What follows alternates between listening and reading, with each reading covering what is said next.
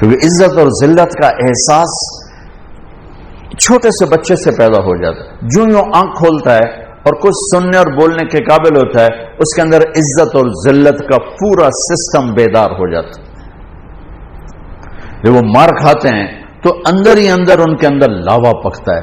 جب وہ 3 سال کے اسکول بھیجے جاتے ہیں اور روتے ہوئے جاتے ہیں تو ان کے اندر ایک نفرت پیدا ہوتی ہے، کیونکہ ماؤں نے اپنی ممتا، اپنی ماں ہونے کا حق ادا نہیں کیا، ان کو اسکول کے حوالے کر دیا. تو وہ مجھ سے چند مائیں کہ تو پھر کیا کریں، اسکول ہی پھر داخلے نہیں ملتے. میں نے کہا تو ہکو صرف یہی سکول رہ گئے، تو میرے کو لیا میں 10,000 بھی داخل کر لوں. ویسے میں نے مذاقن کہا کتنے اسکول میں آپ نے اسٹیٹس کیوں بنا لیا؟ یہ ماؤں نے اسٹیٹس بنا لیا کہ فلاں اسکول میں میرا بچہ پڑھتا ہے، فلاں اسکول میں میرا. ان کو تمہاری اولاد سے تھوڑا غرض ہے، ان کو تمہارے پیسوں سے غرض. تو عزت نفس لا یقول الخنا. آپ کو ایک واقعہ سناتا ہوں. یہ واقعہ میرے گھر کا ہے، یعنی میں نے کہیں سے سنا نہیں، گھر کا ہے. جب ٹریکٹر نہیں ہوتے تھے تو بیلوں پہ کاشت ہوتی تھی. تو میرا تعلق ایک زمیندار گھرانے سے.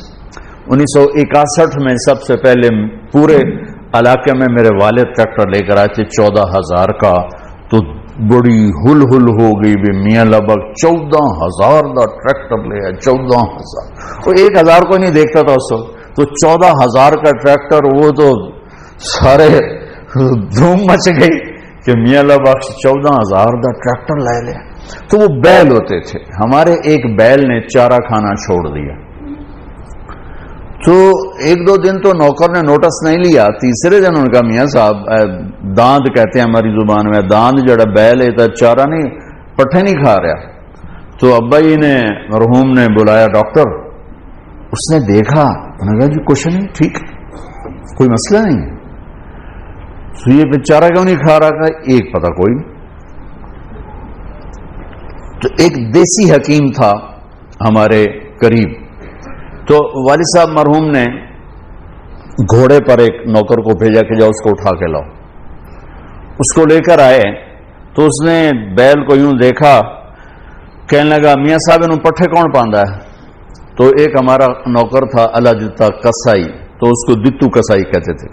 ابا جی نے کہا جی اے ہے دتو، اوے اوریا.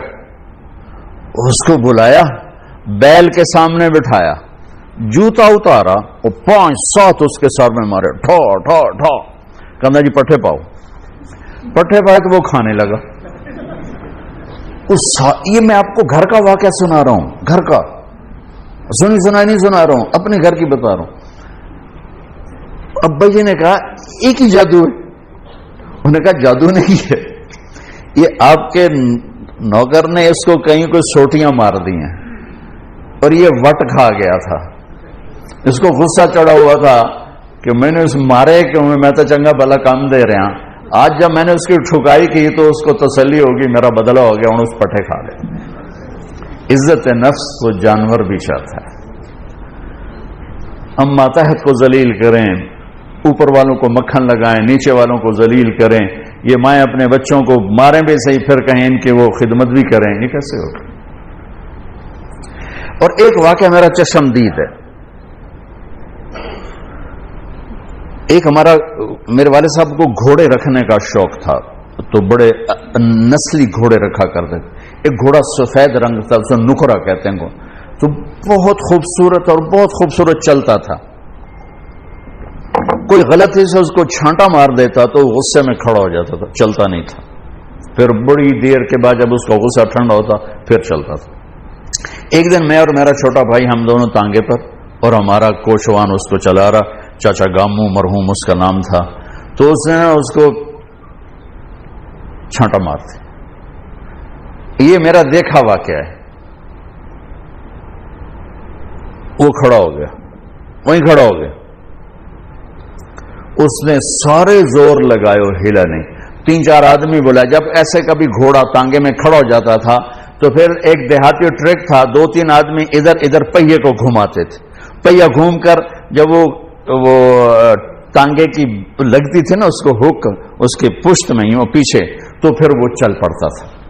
تو انہیں 3-4 ادھر 3-4 ادھر زور لگا لی, وہ ہلا ہی نہیں. اب دیکھیں انہوں نے کیا کیا, وہ نیچے آیا اور اپنی پگڑی اتاری اور اس کے پاؤں پہ رکھ کے کہنے لگا اللہ دا نام ہن تا ٹور پاؤ. یقین مانے میں آپ کو آنکھوں دیکھا بتا رہا ہوں.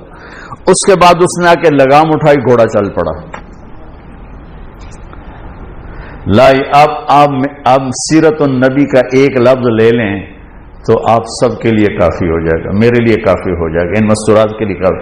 کہ ہم میٹھا بول نہیں بولتے. بطور ماں مجھے کیسے بولنا چاہیے ہم نہیں بولتے.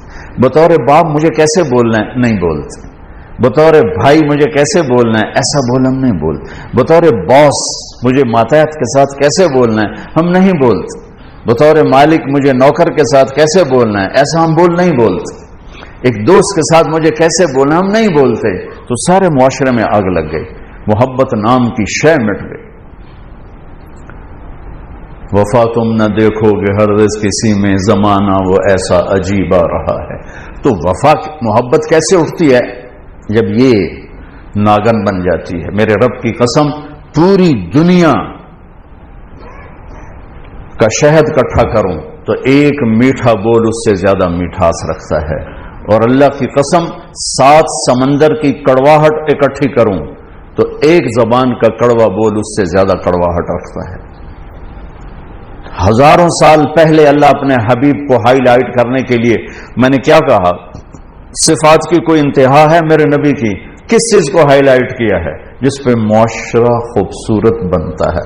لا یقول الخنا, جو کبھی ایسا بول نہیں بولے گا جو کسی کے دل کو توڑ دے, کسی کا آنسو بہ جائے, کسی کی آہ نکل جائے, کسی کی فریاد نکل جائے. میرے نبی نے فرمایا اسلام کا سب سے مضبوط عمل آپس میں محبت کرنا ہے. اور محبت کیسے پیدا ہوتی ہے؟ میٹھے بول سے, اچھے اخلاق سے.